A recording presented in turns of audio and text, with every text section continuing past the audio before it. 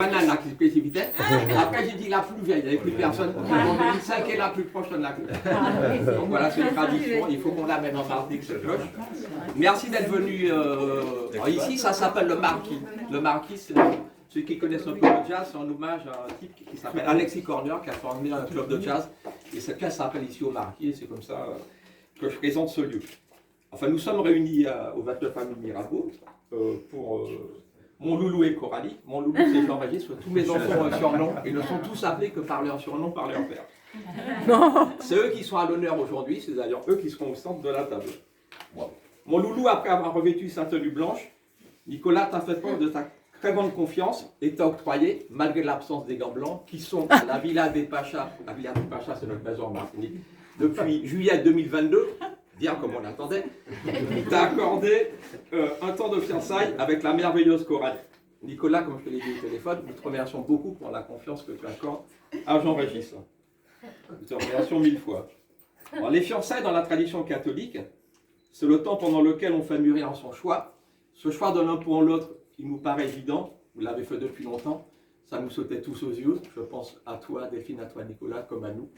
Vous êtes vraiment fait l'un pour l'autre.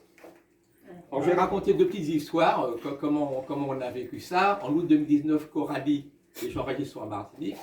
Il est 22 h, on sort de table. Jean-Régis me dit, papa, allons boire une bière dans la piscine. Je dis, ok, on va boire une bière dans la piscine. 22 h 10, il me dit, j'appelle Coralie. Je dis, mais non, Coralie travaille le lendemain, elle ne va jamais venir. Il me dit, non, elle va venir. 5 minutes après, Coralie arrive, toujours rigolant, souriante comme pas possible. Voilà. Alors Marie-France et moi, on a eu un petit clin d'œil amusé, on s'est dit, tiens, la voisine, il va falloir surveiller un peu. Avril 2020, c'est le Covid, alors on est en guerre. Alors moi, j'ai eu un métier particulier, j'ai découvert ce qu'était la guerre sur le territoire métropolitain. J'avoue qu'à l'extérieur, la guerre est un peu différente. Enfin, c'est pas très grave. Coralie passe un dimanche à la maison, comme ça lui arrive heureusement assez souvent. Et en sortant de table, elle nous dit, dans 2 jours, je pars à Martinique.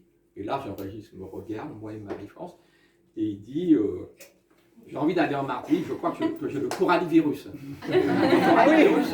On t'a appelé comme ça, Marie-France et moi, pendant assez longtemps. Mais tu as peut-être entendu 1 ou 2 fois. Et puis on a arrêté, parce que comme on s'est dit non, l'affaire devient très sérieuse, Coralie virus, c'est pas très sérieux. En tout cas, là, vous rentrez dans le temps des fiançailles. C'est un temps qui vous est octroyé, qu'on fait encore grandir votre amour, apprendre à vivre en société avec sa fiancée, la faire briller, faire rayonner ce qui va être un couple. Vous serez bientôt un couple, vous êtes en début de couple, vous allez être un couple très bientôt, un couple unique comme le sont tous les couples. Alors là j'ai tanné mes enfants pendant toute leur jeunesse avec 2 piliers, c'est un parabole des talents et l'autre pilier c'est la vie. La vie est quelque chose de magnifique, toutes les étapes de la vie sont magnifiques. C'est néanmoins, vous le savez bien, un combat perpétuel, avec de nombreux obstacles. Vous vivez en ce moment, Coralie et Jean-Régis, une période, moi j'appelle ça des périodes de liberté relative. Et dans une vie, il y a très peu de périodes de liberté relative.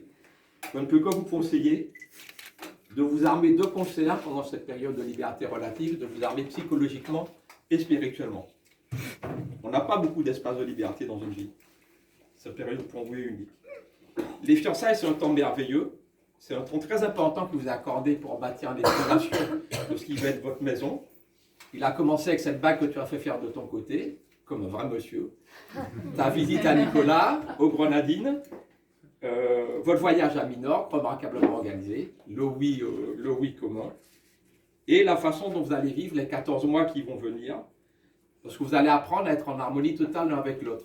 Et le but du jeu, le jour où vous serez devant l'autel, c'est de ne faire qu'un face au prêtre. Alors là, je vais prendre une analogie, parce que j'ai été plongeur pendant pas mal de temps. Bon, Jean-Régis, quand on mettait la tête sous la baignoire, il étouffe, hein. Les oreilles explosent, c'est pas possible. Mais je prends une analogie de la plongée, parce que j'ai toujours trouvé très belle. Coralie va devenir petit à petit ta bouteille d'oxygène, mon loulou. Coralie, mon loulou, va devenir ta bouteille d'oxygène. Dans 14 mois, cela sera consacré à l'église devant vos familles, devant vos amis.